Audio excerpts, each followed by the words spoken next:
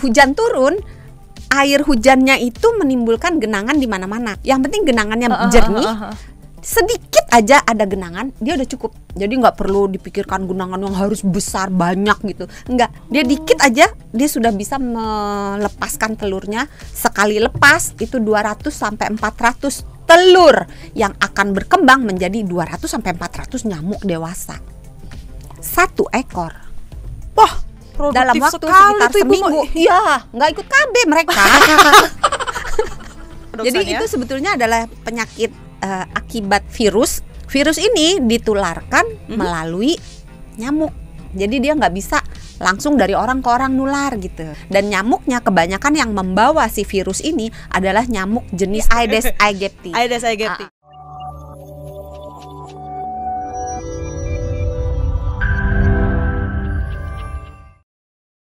Doksan, ada juga yang bilang katanya kalau DBD ini bisa berujung ke komplikasi, bener nggak? Bener. Komplikasinya itu tadi demam berdarah parah. Nah, sebenarnya gini, diceritain dulu dari awal alurnya kita bikin alurnya. Jadi begitu virusnya masuk, virus ini menyebabkan terjadinya reaksi kimia dalam tubuh kita. Jadi tubuh kita melepaskan zat-zat kimia yang membuat lapisan pembuluh darah menjadi meregang, kemudian cairan yang ada di dalam darah, plasmanya molos keluar. Jadi ini pembuluh darah kan kayak selang ya. Jadi airnya, darah itu kan sebenarnya adukan, campuran. Ada cairannya, ada darah merah, darah putih, keping darah, ada gulanya, ada kolesterolnya, ada mineralnya, segala macam ada di dalam darah. Nah, ketika meregang si kapiler di dalam pembuluh darah itu, yang bisa molos airnya doang, cairan dalam tanda kutip cairannya, tapi benda-benda padatnya kayak sel darah merahnya itu nggak bisa keluar karena terlalu besar. Nah, cairan-cairan yang keluar ini akan menimbulkan masalah di mana dia keluar, di mana dia berkumpul.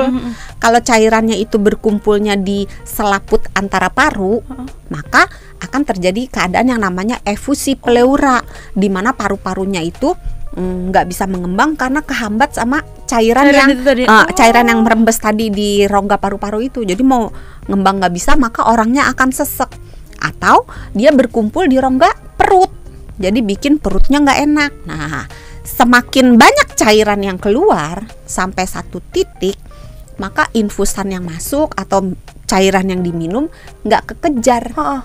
Akibatnya jumlah darah menjadi turun. Sel-sel darahnya tidak berubah, darah putihnya, darah merahnya tidak berubah. Ya mungkin berubah turun sedikit tapi tidak berubah bermakna. Tapi cairannya, plasmanya turun, sehingga darahnya kan jumlahnya jadi turun karena dia berkumpul di rongga-rongga tersebut kan. Nah, ketika itu terjadi, maka aliran darah kan jadi terganggu. Karena kalau jumlah darahnya dikit, alirannya kan pasti juga macet. Nah, kemudiannya nanti bisa jadi gagal ginjal. Ya itulah kesemuanya jadi, gitu ya. Dan dia juga selain yang tadi itu juga bisa sampai ke otak, menimbulkan gangguan di otak. Cuman hanya karena satu gigitan nyamuk Aedes aegypti, sahabat Sonora. Bener loh, satu kali gigit aja kita bisa kena. Walaupun tidak pasti ya, jangan dibalik-balik ya. Maksudnya kalau digigit oleh nyamuk pasti kena demam berdarah, belum tentu. Pertama, nyamuknya tergantung sukunya apa, bener. Gitu. Aedes bukan. Nah, kalau misalnya Aedes pun betina, tapi jantan jarang sih gigit manusia. Jantan itu hidup dari nektar. Biasanya yang betina, yang betina kan katanya kan. Yang menggigit manusia itu betina. Yang nggak kayak gitu sih gigitnya. Ya, itu lebih tepat. Itu lebih tepat ya. Gitu. Bukan cukup ya, tapi emang ngeri gitu ya. Tapi Doksan, kalau kita ngomong, kalau tadi kita kan ngomongnya adalah satu orang nih untuk masing-masing. Tapi kalau misalnya ternyata si nyamuknya ini gigit ibu hamil, jadi ibu hamilnya kena DBD, gimana nih faktor resiko apa nih yang bakal kena untuk si calon bayi atau sama ibunya nih gimana? Apakah sama aja kenanya atau mungkin lebih besar ke anaknya atau gimana, Dok? Sebenarnya kalau bisa ibu hamil jangan sampai kena DBD. Jadi ibu-ibu sahabat Sonora yang sedang hamil, jagalah dirimu dengan baik supaya tidak digigit nyamuk, supaya tidak terkena demam berdarah. Karena pada ibu hamil demam berdarah, bisa fatal, bisa sampai menyebabkan kematian. Untuk anaknya bisa sampai menyebabkan anak ini meninggal dalam kandungan, bisa juga menyebabkan lahirnya lebih cepat alias prematur. Bisa juga menyebabkan si penyakitnya itu diderita oleh anaknya, terutama jika ibu hamilnya ini kena DBD-nya pada akhir kehamilan, jadi udah deket-deket mau melahirkan gitu. Nah, kalau dia benar-benar deket mau melahirkan, ketika dia lahir, kemungkinan anak ini bisa kena ke demam berdarah yang parah. Ingat tadi yang parah itu kan di anak yang kecil di bawah 15. Jadi begitu lahir masuk kan di bawah 15 gitu. Walah, bahkan udah masuk dari di dalam perut ya, Dok ya, ketika DBD udah kena. Bisa, karena dia bisa menembus plasenta, bisa menembus apa sih namanya? Bahasa Indonesianya apa ya plasenta? Plasenta bener. Plasenta bahasa Indonesia ya? Tali pusat. Tali pusar atau tali pusat? Pusar atau pusat ya? Pusar. Komen dong. Pakai R kayaknya, tali pusar gitu ya. Tali pusar. Iya. Terus bisa juga kena penyakit yang namanya keracunan kehamilan, preeklamsi gitu. Jadi lebih baik menjaga diri. Dan susahnya si nyamuk-nyamuk ini lebih tertarik sama ibu hamil. Ini beneran. Kenapa, Dok? Sebenarnya apa karena si nyamuknya tahu, wah saya gigit 1 dapat 2 nih gitu, atau gimana? Untung gitu, gigit 1 dapat 2 gitu. Enggak, maksudnya kenapa gitu? Apakah jadi makanya suhu tubuh jadi lebih panas? Kemungkinan ibu hamil lebih panas gitu. Jadi kenapanya masih belum jelas. Tapi bahwa ibu hamil, orang yang panas, mengeluarkan banyak CO2, jadi sering napasnya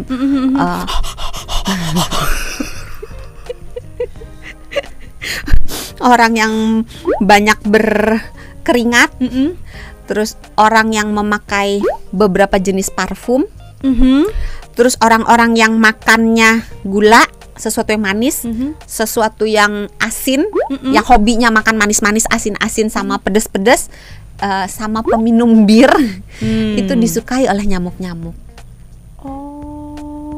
Begitu. Dijaga ya sahabat Sonora. Kalau udah dikasih tahu kan tadi yang gimana aja orangnya, yang siapa-siapa aja yang nyamuk lebih tertarik untuk menggigit. Tapi ngomongin pencegahan, ini mungkin sekalian aja tadi tunggu ingat satu lagi, baju yang warnanya gelap. Itu nyamuk-nyamuk juga. Nyamuk-nyamuk ayo juga Bapak video, ayo. Jadi kalau mau membuat nyamuk tidak tertarik, pakai bajunya yang warna putih atau yang warna pastel.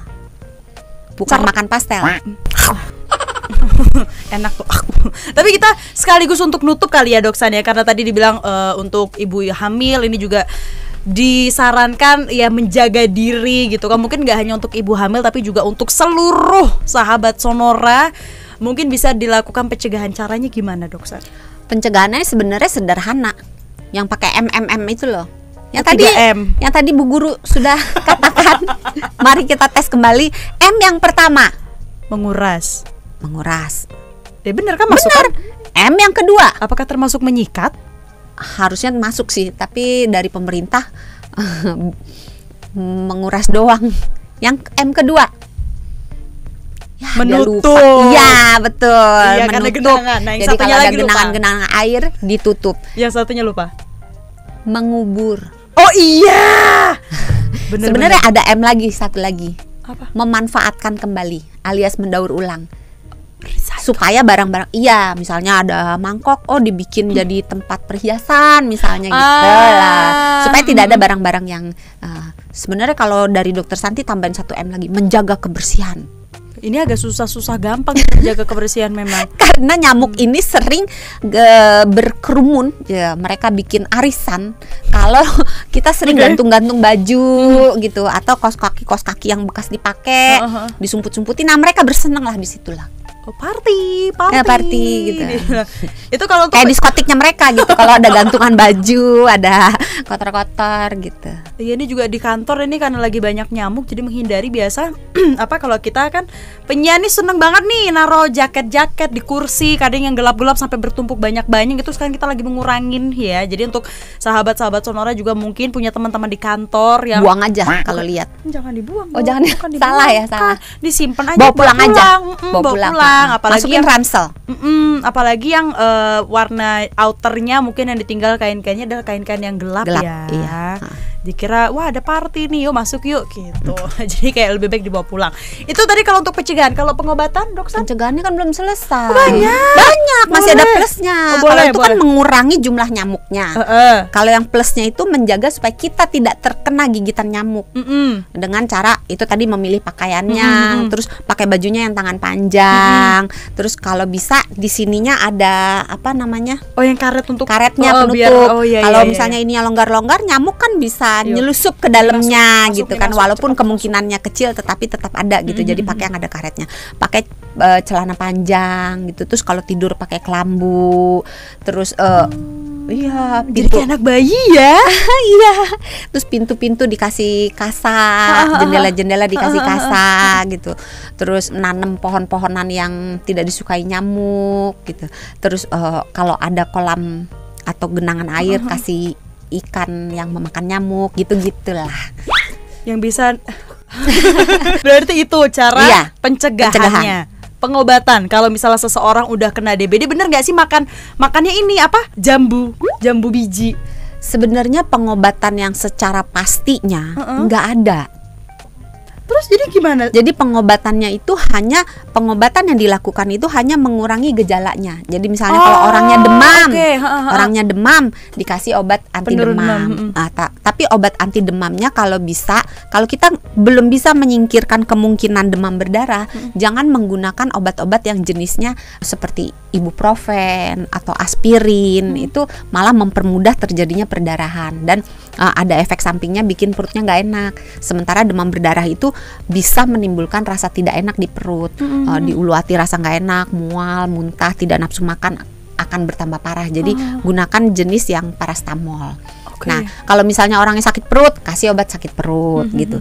Terus yang pertama tadi mengurangi gejalanya, yang kedua membuat orangnya itu nyaman dengan memberikan istirahat gitu ya, memberikan makanan yang bergizi, terus menjaga daya tahan tubuhnya dengan itu tadi ya. Dan yang ketiga memberikan cairan, karena kan dia merembes keluar. Kenapa trombositnya turun? Karena ketika dia merembes, si trombositnya ini dipakai untuk nutupin bolongan-bolongan itu. Makanya kenapa orang DBD trombositnya pasti turun. Iya, ingat. Jadi kasih cairan. Kalau orangnya bisa minum, boleh apa aja, nggak cuman tadi jus jambu lah, mau kuah sayur boleh, mau jus yang lain boleh, mau susu boleh, mau air kelapa boleh, mau kuah sop, kuah soto, pokoknya cairan. Cuma memang kalau memang orangnya tidak ada nafsu makan, lebih baik jangan cuma air putih karena nggak ada kalorinya kan. Jadi mungkin dikasih susu supaya ada dikit-dikit masuk lah gitu. Terus selain itu dijaga supaya dia tidak masuk ke fase berikutnya yang lebih parah. Jadi diperhatikan akralnya, ujung tangan, ujung kakinya jangan sampai dingin, lembab, pucat gitu ya, keringat dingin. Itu tanda-tanda mau masuk ke fase yang berbahaya gitu. Pengobatan sebenarnya antinya gitu nggak ada sih, anti demam berdarah sampai sekarang belum ketemu. Jadi hanya mengurangi aja, dan karena ini penyakit virus biasanya dia sembuh sendiri. Sembuhnya berapa lama dok? Berapa hari gitu? Pada umumnya hitungan paling banyak ya, paling lama hitungan minggu. 2 minggu biasanya udah beres. Lumayan ya. Tergantung, karena virus kembali lagi sama kayak COVID kan, virus juga. Ada yang 5 hari udah baik gitu kan. Ada yang sampai sebulan masih gitu. Tergantung pengobatannya ya, penyembuhannya dan badannya. Iya, ini juga harus jaga kesehatan. Kalau misalnya daya tahan tubuhnya agak-agak soak, kita perbaiki. Nampaknya harus kita akhiri karena sudah ada tips-tips lainnya dari Doksan. Ini kita sudahi sahabat Sonora seputar DBD. Iya, ini juga sekaligus semoga bisa menjawab pertanyaan dari sahabat Sonora tentang DBD yang mungkin menjadi momok ya bagi ibu-ibu, karena katanya Doksan anak-anak di bawah 15 tahun ini lebih rentan untuk terkena DBD. Jadi ya saling menjaga aja. Terkena DBD dalam bentuk yang parah. Nah, itu terkena DBD dalam bentuk yang parah. Jadi ya saling membantu kiri kanan. Ini kalau Anda suka buang sampah, ini sesimpel buang sampah ya sahabat Sonora, ini mungkin bisa dikurang-kurangin agar bisa menjaga kiri kanan depan belakang, tenggara, selatan, barat daya, barat timur di sekitar Anda pokoknya. Utara belum. Utara.